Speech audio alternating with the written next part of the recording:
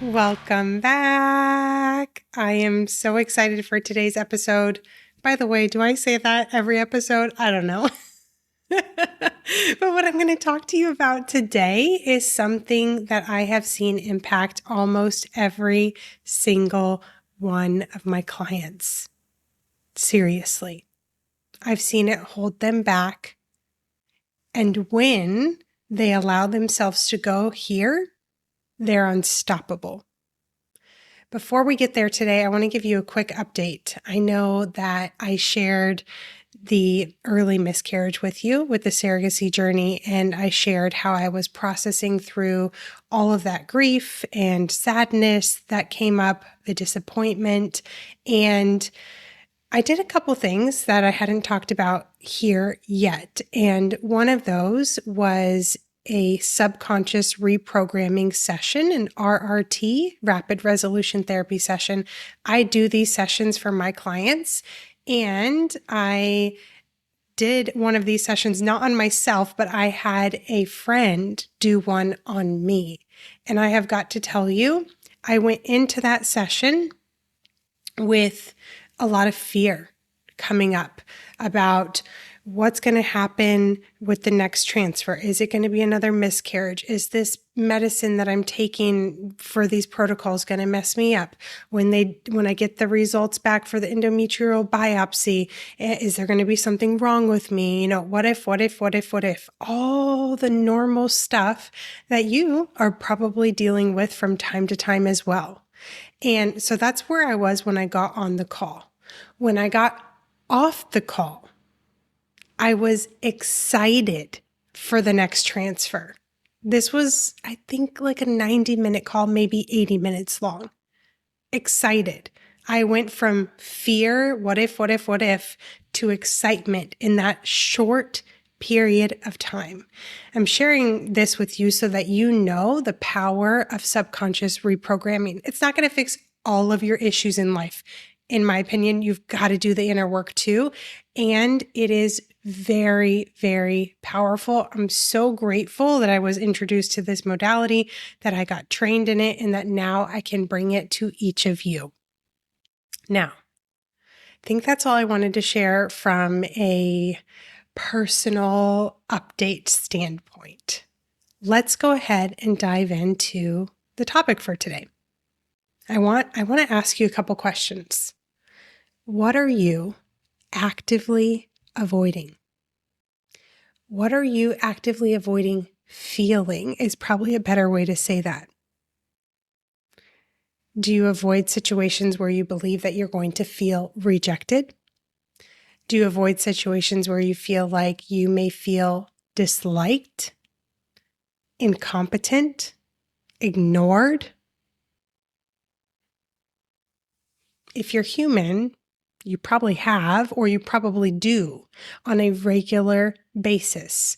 I have a serious question for you though. Have you gotten better at dealing with these types of situations? Nope.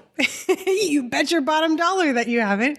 Have you gotten better at feeling grounded and totally okay in these types of situations? Nope. Who has the power? You or the fear? You bet the fear does. If I create a life where I am set on, I don't want to feel these certain things and I'm going to avoid these certain situations so that I don't feel XYZ, whatever it may be, I no longer have the power because this is life. Things do not go according to plan. Things happen. And then the moment that I find myself in that situation, if I've been avoiding it, the moment that I find myself in that situation, I am no better at handling it. No better at handling it. I have to tell you a quick story related to this. I am in a couple surrogacy groups because I find it like the community to be really valuable. People that are going through this or actively going through it or have already gone through it. I like that. And somebody asked a question last night. I'm trying to think exactly what she said. I think she said that she was feeling anxious for what's to come. And a psychotherapist responded to her and said, here's an article for you to read. And I was like, just a little curious. So I clicked open that article, and one of the things that it said was avoid situations where you will feel blah, blah, blah, blah, blah. And I was just like, what? Why are we giving this advice? Avoid it? You'll never get any better at dealing with it. Never. Ever. So I just had to mention that because probably you've received recommendations to avoid it. You didn't just come up with oh yeah, I'm just not going to go there. You've probably been told by one or more people, whether you remember it or not, that you should just avoid things that make you feel certain ways. But what if nothing can make you feel a certain way? And if that sounds crazy to you, what if nothing can make you feel a certain way? What I want you to know is that you need the 3 pillars that I work with clients on: activate choice, absolute acceptance, and analyze data. That's the sweet spot so that you get your power back. You get to choose. Do you want to live a life where there are certain things that you cannot do or cannot experience because you're afraid to feel? Do you want to live a life? I've got to tell you, I've seen time and time again where I have had clients that have been afraid to open Pandora's box. They're like, I don't know. I don't want to look at it. I don't want to feel it. I don't want to see what's inside because what am I going to figure out? And then when they finally get the courage to do it, it's way simpler than they ever anticipated. So do you want to live a life where you are unstoppable because you know that not only can you cope with these things, but you can thrive in it as well? And I say this with 100% sincerity. I believe this is possible for you. For you. If you are actively avoiding, you are actively choosing to keep yourself stuck. And I mean that from a place of love. I don't mean it with judgment, but I want you to know whether you consciously know that you're making that choice, action or inaction is a choice. So if you are avoiding these situations so that you don't feel certain things, you are actively choosing to keep yourself stuck. And when you avoid, 2 things happen. It controls you, and your subconscious mind reads it as unsafe. And AKA, if it's not safe, then I'm going to die. Have you ever avoided a hard conversation? Your whole body believes I will die if I have that conversation. I know a lot of people can resonate with that. When you actively avoid, at least 2 things happen. It controls you rather than you being in control. And your subconscious mind thinks that is unsafe. I'm going to die, which is simply not true. I want to talk to you about a few examples and to shift your perspective here. If I were afraid of swimming, and my girlfriend came over in the middle of the night, she grabbed me and she threw me in the lake, do you think I would suddenly not be afraid of swimming? No. So this is not how I want you to take it. I don't want you to think, well, I just need to dive in the deep end so that I'm not avoiding it anymore. No.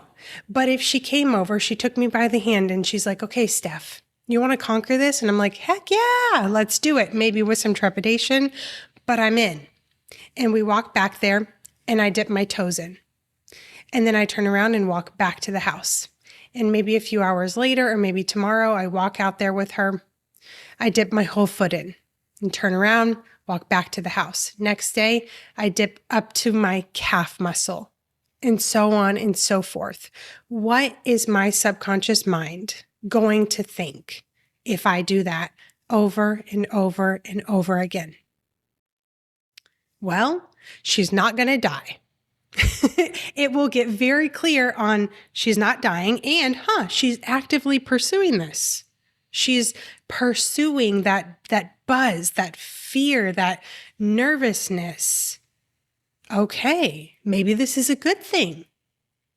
That's what the subconscious mind gets on board with when you actively pursue. You can think about this in a different way. Think about somebody who pursues adrenaline things like roller coasters, thrill rides, skydiving, bungee jumping. Over time, when they keep doing these things, whatever gave them that high no longer does. They've got to do skydiving from a new level or with some new tricks or bungee jumping, with rocks at the bottom. I'm sort of kidding, but sort of not. Like, it's got to be more extreme in order to get them the same feeling in their body. Why? They pursued the buzz, and then it was no longer a buzz. This works both ways with things that you have been perceiving as negative and with things that you perceive as positive. Same thing with drugs, illicit or non-illicit. At some point, a dose no longer works the same way to get that person high as it did previously. They have to go with a stronger drug or a stronger dose in order to get the same feeling. Why? They're actively pursuing the buzz, and it's no longer a buzz. So if you have been afraid of something, what do you need to do? Do the thing that you have been avoiding so that you can show your subconscious mind and your nervous system, it's not going to kill me. It's not going to kill me. And then inside of Brave Academy, what I will give you is you're going to gain the tools in how to do this from a regulated standpoint so that your mind and your body can get on board faster. Because it's one thing to pursue all of this and have no tools to regulate yourself. Your results are not going to be as smooth or as quick and may feel very dysregulating. And if you do it without the tools, you may come back and you're like, Steph, what are you talking about? I can't do this. I can't handle this. I'm not okay. I don't want you to be a nervous wreck. I want you to have those tools. And in fact, I want to give you an example of someone who came in as a client 6 months ago. I'll call her S rather than, share her identity. When she came in, she told me that she had been in therapy for 12 years to address her anxiety, twice a week. She came in, and after the first call or two, she reached out directly to me and she said, I don't think I can do this. I need one-on-one support. This feels too vulnerable. Let's get on the same page first before I go further with her story. What is vulnerability? Emotional vulnerability is about letting yourself be seen and known for who you truly are, what's truly happening for you, instead of how you might prefer to be perceived. What was happening for her on those first couple calls was she was going into freeze mode. And she said, I can't even speak up. I'm just frozen deer with the headlights. However, I knew this was the very thing that she needed in order to make the shifts that she wanted in herself.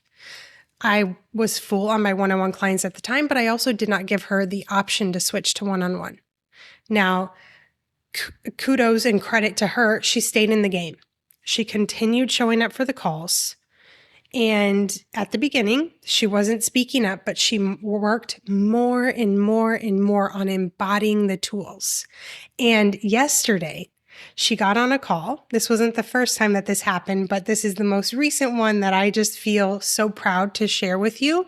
She got on the group call. She was the second person to speak up, and she openly and freely shared what was coming up for her, a struggle that she was facing. And she received coaching from me on how to expand her thinking even more. And then I gave her a challenge to do that day. She took on the challenge. She received that. She didn't shut down. That feedback from me, that coaching from me, she didn't shut down. She didn't freeze. She did it all while staying present. And at the end, I pointed out, I was like, oh my God, look at you. Look at you. And she just, her whole face lit up. I was blown away. She had a huge smile on her face, and I could just see how proud of herself she is. You know what, though? I bet especially after 12 years of therapy. The version of her from 6 months ago that came into the program never could have imagined the progress and the growth that she made. I couldn't be more proud of her. If these are results that you want, or if you're curious more about what's inside of Brave Academy, all you need to do is send me a DM with the word Academy, and I will have a no pressure conversation to share more information with you to see if it's a good fit. Can't wait to see you on the next show.